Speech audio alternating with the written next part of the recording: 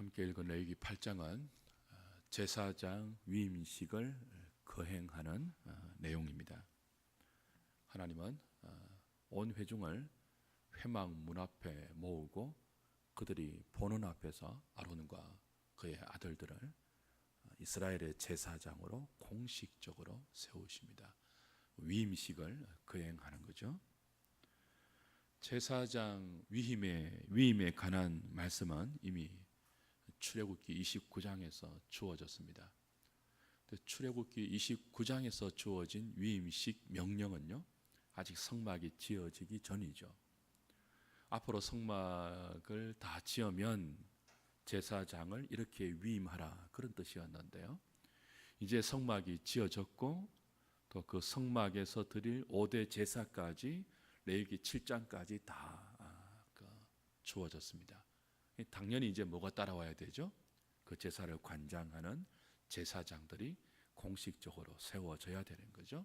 레위기 8장부터 10장까지는 이 제사장 위임에 관한 내용을 담고 있습니다. 오늘 그 제사장들을 이스라엘 회중 앞에서 공식적으로 위임하는 절차는 대충 이렇습니다. 이미 출애굽기 29장에서 다 설명된 그대로 하는 거예요. 먼저 모세가 아론과 그의 아들들을 물로 씻기죠. 그리고 제사장 의복을 입힙니다. 그리고 그들에게 거룩한 관유로 기름을 붓습니다. 기름을 붓고 나서는 제사장을 위한 속죄제와 번제를 드리고 마지막으로 일주일 동안 위임식 화목제를 드리는 것으로 위임식의 모든 공식적인 절차가 진행이 됩니다. 우선 생각할 수 있는 것은 이스라엘 백성들 앞에서 공식적으로 대제사장과 제사장으로 위임받은 사람이 누구예요? 아론과 그의 아들들이죠. 그러니까 이 아론과 그의 아들들은 백성들이 투표로 뽑은 지도자가 아닙니다. 그들의 대표자가 모여서 의논하여 우리를 대신해서 하나님 앞에 나가 제사 드리는 사람들은 이런 사람들이 좋겠습니다라고 중지를 모아서 하나님 앞에 부탁한 그런 사람들이 아니죠. 하나님께서 일방적으로 지정한 사람입니다. 허물 많고 대제사장으로 지금 위임받고 있는 아론이 누구예요? 모세가 없을 때 금송아지 만드는데 앞장섰던 사람입니다. 그런 아론과 그의 아들들, 그리고 이들을 돕는 레위인들은 우리가 창세기 볼 때, 그죠?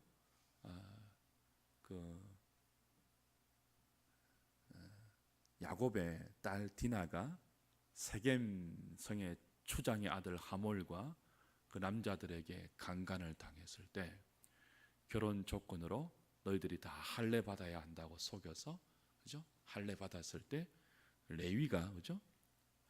다 죽였던 살인자입니다. 근데 하나님은 금송아지 만드는데 앞장섰던 아론과 또 그의 아들들, 그리고 잔혹하게 디나의 강간 사건을 죽임으로 복수했던 레위와 그의 자손들을 성소를 섬기는 제사장과 대제사장과 레위인으로 세웠단 말이에요. 하나님의 일방적인 뜻입니다. 우리가 볼 때는 적합하지 않는 사람들로 보이지만 하나님은 이런 사람들을 이스라엘 회중을 대표해서 하나님의 성소에서 하나님께 제사를 관장하는 제사장으로 세우신 거죠. 우리가 병이 들면 병원에 갑니다. 병원에서 우리 병을 치료받을 때 어떻게 합니까? 내가 이렇게 병이 들었으니까 이런 식으로 치료해 주시면 좋겠습니다. 우리의 의견을 말하고 우리의 생각대로 치료받습니까? 그렇지 않습니다. 의사가 진단해 주고 의사가 처방해 주는 대로 우린 치료받습니다. 죄인들이 구원받는 것도 동일해요. 죄인들이 하나님 앞에 구원을 얻을 때, 구원을 받을 때 우리가 이런 절차와 이런 방식과 이렇게 구원받으면 좋겠습니다 건의해서 그 건의를 하나님이 받아들인 결과로 구원받는 것이 아닙니다. 죄인들의 구원은 하나님이 일방적으로 정하십니다. 죄인들이 구원받는 방식은 사람들의 아이디어나 우리가 모여서 의논하는 사람들의 지혜에서 결코 나올 수 없습니다. 죄인들의 구원은 삼위 하나님의 지혜와 그분들의 열심과 사랑과 헌신의 결과입니다. 그것 외에는 하나님의 방도 외에는 하나님께서 고안하시고 또 집행하시고 하나님께서 적용하시는 그 방식 외에는 죄인들이 죄를 용서받고 하나님의 생명을 얻는 구원의 방도가 있다고요, 없다고요? 없어요. 그래서 구약에는 죄인들이 구원받는 방도가 제사밖에 없는데요, 그 제사를 고안해서 이렇게 제사 드리라고 알려주신 분도 하나님이고 그 제사를 관장하는 제사장을 임명하는 분도 하나님이에요. 그래서 일방적으로 제사장을 하나님이 아론과 그의 자손들에게 지정해서 임명하시는 거죠. 너희들의 구원은 내가 마련하는 제사와 내가 임명하는 이 제사장들이 드리는 이 제도 외에는, 이 규례 외에는 나의 은혜를 입고 나의 용서를 받고 나의 생명을 얻는 또 다른 길이 없다는 것을 일방적인 제사장 임명을 통해서도 가르쳐 주시는 것입니다. 사랑하는 여러분, 십자가는 인간의 지혜가 아니죠.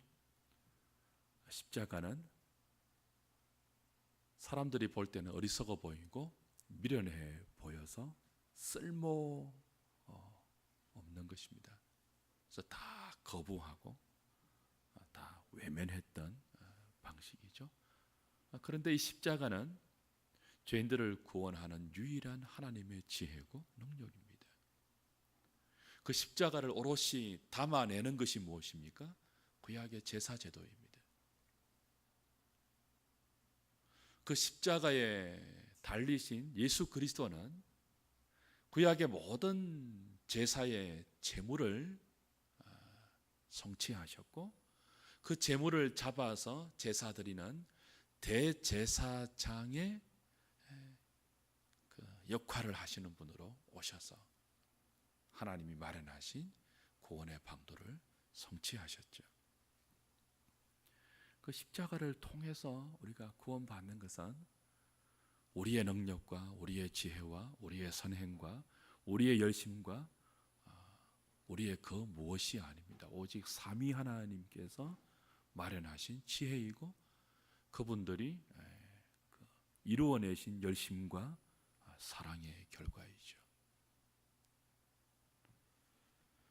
성막과 그 안에서 드려지는 제사와 그 제사를 관장하는 제사장 제도는 하나님에게서 나온 하나님의 지혜입니다. 오늘 제사장 위임 절차를 보면서도 우린 그것을 배울 수 있습니다. 위임식에서 가장 먼저 행해진 절차는 모세가 아론과 그의 아들들을 물로 씻기는 거예요. 그리고 제사장 의복을 입히는 것입니다. 그렇게 위임식 절차가 진행됩니다. 물로 씻깁니다. 그리고 씻은 그들에게 제사장 의복을 입히죠. 이것도 이미 출애굽기 28장과 39장에서 이미 지시하신 내용대로입니다. 우리 이미 제사장 의복에 대해서 몇 차례 살핀 바 있죠. 그림으로 다 확인한 바 있습니다. 그대로 입히는 거예요. 속옷을 입히고요, 그죠? 그 속옷 위에 띠를 띠게 하고요, 그 위에 겉옷을 입히고요, 에봇이라는 조끼를 입히고 가슴에 흉패를 달고 거기에 우림과 둠밈이라는 하나님의 판별이 있는 기구를 넣습니다. 그리고 머리에는 여호와께 성결이라는 거룩한 띠를 띠는 거룩한 관을 쓰게 하죠. 대제사장 의복과 제사장 의복을 물로 씻긴 후에 입히는 것으로 제사장 위임 절차가 진행됩니다.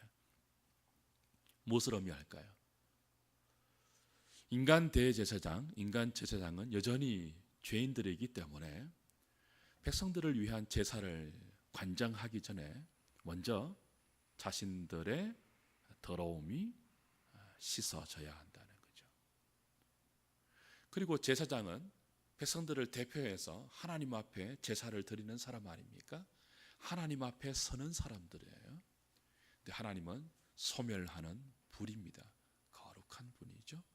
죄를 참아 볼 수 없는, 죄에 대해서 진노하시는 분입니다. 근데 제사장들이 누구라고요? 인간 제사장들이기 때문에 죄인들이에요. 그 모습 그대로 가서는 하나님의 진노를 감당할 수 없는 거죠. 그래서 그들의 죄를 가릴 거룩한 제사장의 의복이 필요하죠. 그래서 물로 씻기고 옷을 입히는 것입니다. 오늘 신약 성도들이 누구입니까? 우리가 이미 베드로 전서를 통해서 확인한 바 있죠. 우린 다 왕 같은 제사장들입니다. 우리가 제사장들입니다. 신약의 성도들이 제사장들인데 매일 물로 씻습니까? 우린 따로 입어야 할 우리의 제사장 의복이 있던가요? 그렇지 않죠. 우리가 하나님 앞에 설 때 우리는 물로 우리 자신을 씻지 않습니다. 그리고 우리가 입어야 할 제사장 의복이 따로 구별되어 있는 것이 아닙니다. 우린 무엇으로 씻고 어떤 옷을 입죠? 이젠 예수 그리스도의 보혈을 믿는 믿음으로 날마다 우리의 더러움을 씻고, 그리고 예수 그리스도로 옷 입어서 하나님의 진노를 담당합니다. 막아냅니다. 그리스도의 의로 옷 입습니다. 매일 그리스도를 의지해서 우리에게 주어진 제사장의 직무를 감당하고 왕 같은 제사장 같은 삶을 살아낼 수 있는 것입니다. 두 번째로 제사장 위임 절차에서 우리가 볼 수 있는 영적 원리는 관유를 붓는 거예요. 물로 씻기고 제사장 옷을 입힌다고 다 되는 것이 아니고 그들에게 모세가 뭘 붓죠? 기름을 부어요. 그들의 옷에 기름을 붓고 그들의 머리에 기름을 부어요. 그리고 그들이 섬길, 그들이 만질 성소 안의 모든 기구에도 기름을 발라서 거룩하게 따로 구별하죠. 기름을 붓는 것이 어떤 의미라고 했죠? 공식적으로 직분을 세운다는 의미입니다. 그렇죠? 이제 이들은 기름을 부음으로 공식적으로 하나님에게서 회중들 앞에 이스라엘의 제사장으로 직분을 받는 것입니다. 공식적으로. 기름 부음이 없으면 하나님께서 인정하는 직분이 될 수 없어요. 물로 씻어내고 옷만 입힌다고 되는 것이 아니고 무엇이 있어야 한다고요? 하나님이 인정한다는 의미인 공식적인 기름 부음이 부어져야 돼요. 그래서 기름을 붓는 거죠. 어떤 의미입니까? 회막 문 앞에 모여있는 모든 회중들 앞에 이제 이들은, 아론과 그의 아들들은 내가 공식적으로 너희들의 대제사장과 제사장으로 기름 부어 세운 직분자다 천명하는 것입니다. 기름 부음에는 또 다른 의미가 있죠. 하나님의 능력과 하나님의 힘과 하나님의 지혜와 하나님의 모든 아름다움을 공급한다는 의미가 기름 부음에 들어 있습니다. 그러니까 공식적으로 이들이 나의 제사장이다 천명하는 것 외에 그들이 제사장으로 직무를 감당할 수 있도록 힘과 능력을 기름 부음을 통해서 제공하신다는 거죠. 또 다른 의미가 있죠. 그들이 의복과 그들의 몸에만 기름을 바른 것이 아니고 그들이 만지고 그 성막에서 제사 드릴 때 섬겨야 하는 모든 성소의 기구에도 기름을 부어서 구별시켰죠. 그러니까 기름 부음은 어떤 의미가 있다고요? 구별하는 의미가 있습니다. 기름 붓기 전에는요, 똑같은 기구였어요. 똑같은 대접이고, 똑같은 그릇이고, 똑같은 사람이고, 똑같은 옷입니다. 그런데 하나님으로부터 공식적으로 기름 부음을 받는 순간 이 똑같은 기구가 더 이상 똑같은 기구가 아니고 다른 기구와 구별되죠. 기름 부음 받은 성소 안의 기구는, 그렇죠? 특별한 대접이 되고, 특별한 잔이 되고, 특별한 그릇이 되고, 특별한 물건이 되어서 하나님을 섬기는 용도로만 쓰이는 것입니다. 이제 기름 부음을 받으면 다른 용도로 쓰일 수 없어요. 하나님을 섬기는 데만 쓰여야 돼요. 이런 기름이 아론과 그의 아들들에게도 부어졌습니다. 물론 본문에는 아론에게만 부어지는 것으로 나오는데요, 어떤 의미이다고요? 제사장으로 기름 부음 받으면, 공식적으로 제사장 직분을 받으면 그 이후로 어떻게 살아야 한다는 거죠? 그들은 하나님께로만 구별된, 하나님의 소유된 제사장, 그 용도 외에는 그들의 생을, 그들의 시간을, 그들의 열정을, 그들의 모든 것들을 다른 용도로는 사용할 수 없고 오직 그것으로만 사용해야 한다는 구별됨의 의미가 있죠. 예수님께서 요단강에서 세례를 받으심으로 메시아의 공적 사역을 시작하셨습니다. 세례 받으실 때 하늘이 열리면서 성부의 소리가 들렸죠. 이는 내 사랑하는 아들이다. 그리고 또 어떤 현상이 있었습니까? 성령이 비둘기같이 임했습니다. 세례 받는 예수님에게 성령이 임했다고요. 기름 부음을 의미하는 거죠.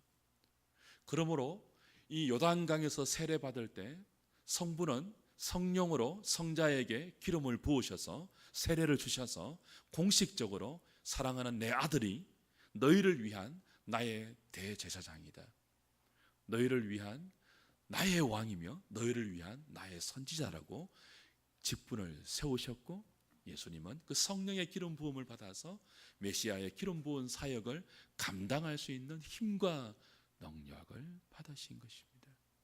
당신의 능력이 있지만, 예수님 자신의 지혜가 있지만, 이제는 오직 성령의 능력으로, 성령의 지혜로 그리스도 기름 부음 받은 자 메시아의 사역을 감당하셨던 것입니다. 그 성령의 능력으로 그분은 십자가를 향하여 가셨고, 성령의 능력으로 죄인들을 위한 대속의 죽음을 담당해 주셨습니다. 그리고 성령의 능력으로 부활하셨습니다. 그리고 성령의 능력으로 성천하셨습니다. 그리고 성부와 더불어서 오순절에 성령을 이 땅에 보내셔서 신약 교회를 탄생시키셨죠. 오순절 성령 강림으로 이 땅에 탄생된 신약 교회는 그러므로 그리스도의 몸이며 성령의 전입니다. 신약의 모든 성도들은 어떻게 구원받습니까? 성령의 전으로 세워진 교회를 통하여서, 그리스도의 몸된 교회를 통하여서 하나님께서 복음을 선포하시고, 그 복음을 듣는 택한 자 모두에게 성령께서 성령의 전을 통하여 역사하심으로 택한 자를 믿게 하시죠. 그걸 성령의 기름 부음이라고 신약에서는 말합니다. 그러니까 저와 여러분들이 신약 성도로 예수님 믿게 되었잖아요. 나를 위해 십자가에 죽으시고 부활하신 그리스도의 대속의 사건을 믿게 되었잖아요. 이 믿게 하신 분이 누구라고요? 성령님이에요. 어떻게 믿게 하셨다고요? 성령으로 우리에게 기름 부으셨다고요. 그래서 신약의 성도들이 예수를 믿고 하나님의 자녀가 된 것은 어떤 결과입니까? 성령의 기름 부음 받은 결과입니다. 그걸 다른 말로는 뭐라고 하죠? 성령 세례라고 그러죠. 우리는 성령의 기름 부음 받음으로, 성령 세례 받음으로 하나님의 자녀가 되었고 예수님을 믿을 수 있게 되었고, 그죠? 그리고 하나님의 소유로 인침을 받았습니다. 이제부터 너는 나의 것이야. 구약시대에 기름을 바르고 기름을 부음으로 특별한 하나님의 것으로 구별된 것처럼 우리는 성령의 교통과 성령의 은혜로 말미암아 우리의 죄인됨을 깨닫게 되고 우리를 위해서 십자가에 죽으시고 부활하신 그리스도를 구원자로 믿게 되었고 하나님의 택한 백성으로 인침을 받아 하나님의 소유로 존재하게 된 것입니다. 이 모든 것이 무엇입니까? 성령의 기름 부은 결과예요.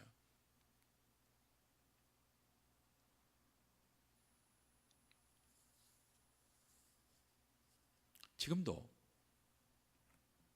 하나님은 교회를 통하여 성령의 역사를 진행하시고 그 성령의 역사로 말미암아 택한 자를 세상 속에서 불러내어 복음을 통하여 하나님 앞으로 세우십니다.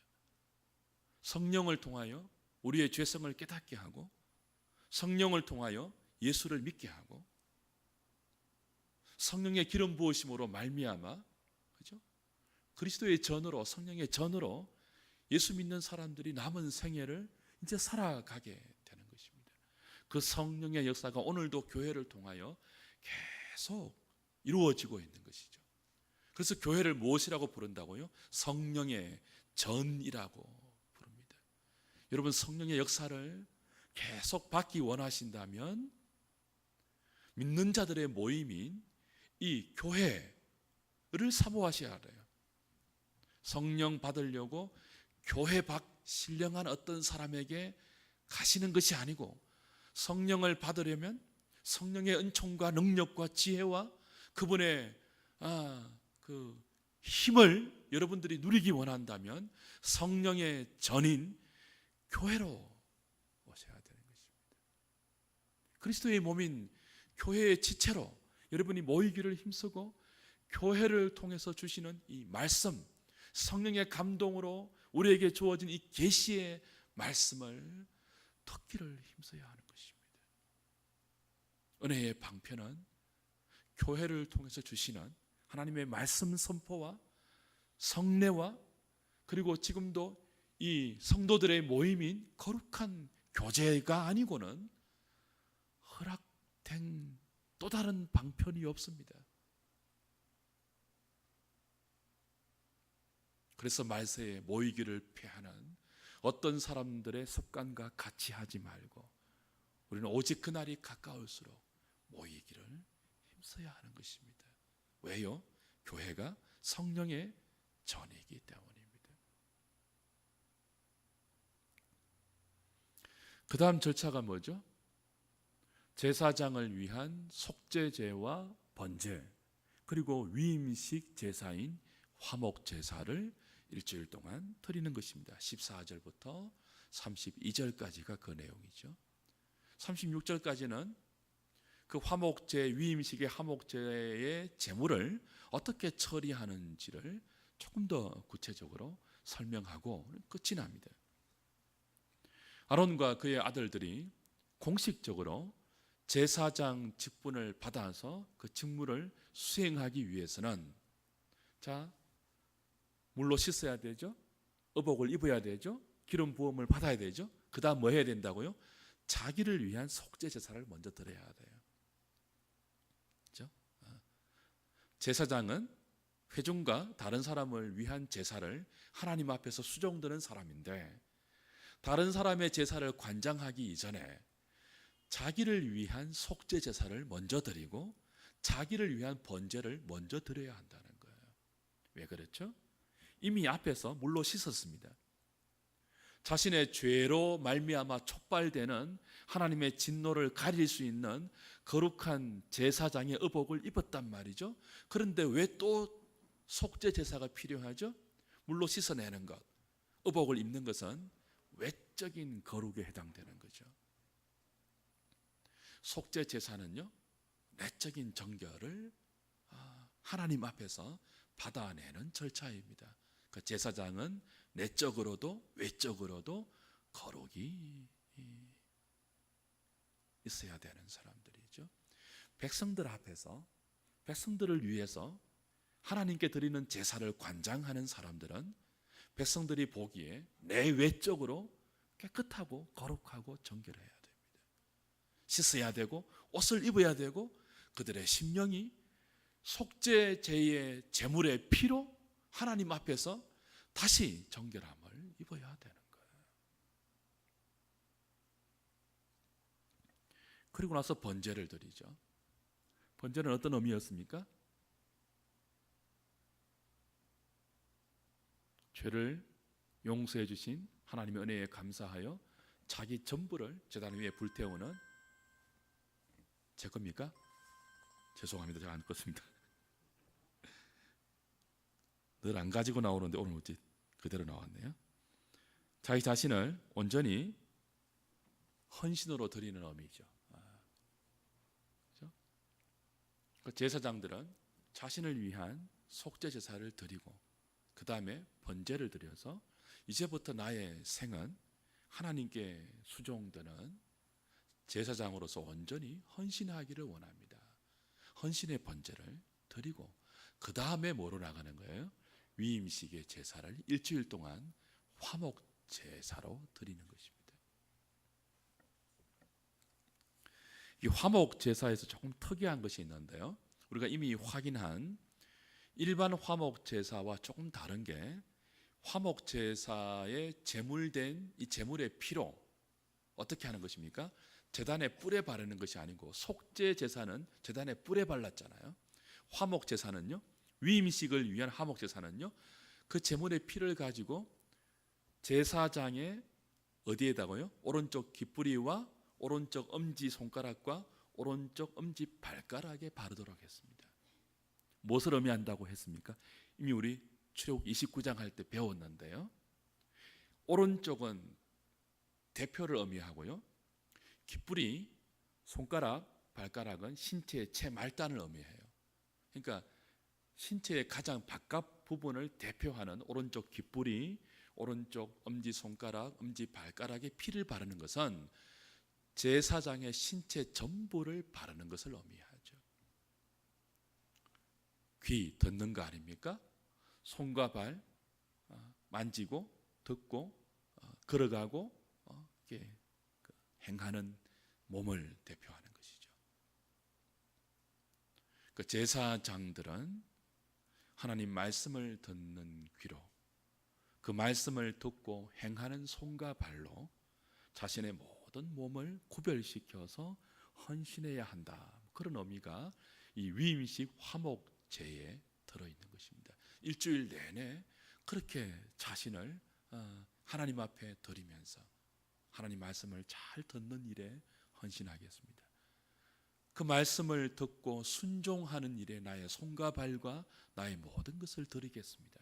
그들은 일주일 내내 하나님 앞에서 위임식 절차를 통하여 맹세하고 다짐하고 그 은혜를 주시는 하나님의 기름 부으심의 힘과 능력을 공급받아야 했던 것입니다.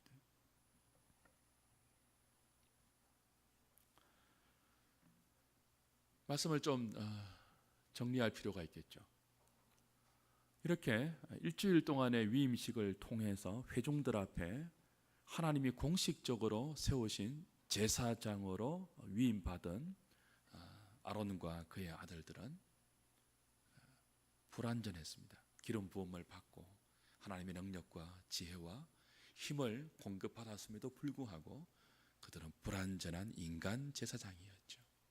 그래서 매일 자신들을 위한 속죄 제사가 필요했고요, 매일 자신들을 씻을 물이 필요했고요, 매일 자신들의 죄를 가릴 옷이 필요했습니다.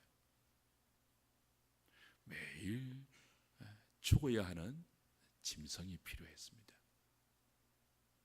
그래서 이들은 누구를 지향할 수밖에 없죠? 완전한 제사장을 지향할 수밖에 없는 자들입니다. 이들의 불완전한 제사장 직무는 완전한 제사장 직무를 행하실 우리의 큰 대제사장 되실 예수 그리스도를 내다보는 직분이죠. 그래서 히브리 기자는 이렇게 말합니다. 히브리서 7장 한번 찾아보십시오. 히브리서 7장. 신약성경 360페이지입니다. 7장 27절입니다.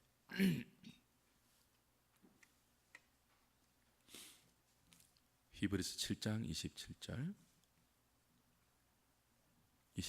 28절 같이 읽어볼까요? 그는 저 대제사장들이 먼저 자기 죄를 위하고 다음에 백성의 죄를 위하여 날마다 제사 드리는 것과 같이 할 필요가 없으니 이는 그가 단번에 자기를 드려 이루셨습니다. 율법은 약점을 가진 사람들을 제사장으로 세웠거니와 율법 후에 하신 맹세의 말씀은 영원히 온전하게 하신 아들을 세우셨느니라. 그렇죠? 구약의 5대 제사를 관장하는 제사장으로 위임받은 아론과 그의 아들들은 불완전한 인간 제사장이었습니다. 그래서 그들은 매일 자기를 위해서 속죄 제사를 먼저 드려야 했죠. 그러나 하나님께서 아들을 우리의 큰 제사장으로 보내셔서 단번에 이 모든 제사장이, 구약의 제사장이 관장했던 모든 제사를 십자가에서 단번에 완성하시고 이제는 다시 짐승을 잡아 드릴 제사가 필요 없도록 하셨습니다. 우리는 우리의 큰 제사장 되시는 예수 그리스도의 십자가 은혜로 우리의 죄를 용서받고 하나님의 자녀가 되었고 나아가 왕같은 제사장으로 부름받았습니다. 이제 우리는 물로 씻지 않아도 됩니다. 이제 우리는 제사장 의복을 따로 입지 않아도 됩니다. 이제 우리는 우리 자신을 위한 속죄 제사를 따로 수송아지를 잡아서 그 피로 제단 뿔에 바를 그런 종교적인 의식을 행할 필요가 없습니다. 이제 우리는 그분을 믿는 믿음으로 날마다 우리에게 주어진 제사장 직분을 감당할 수 있고 아들이 아버지와 함께 주시는 성령의 능력을 의지해서 우리에게 주어진 남은 생을 제사장의 사명을 감당할 수 있습니다.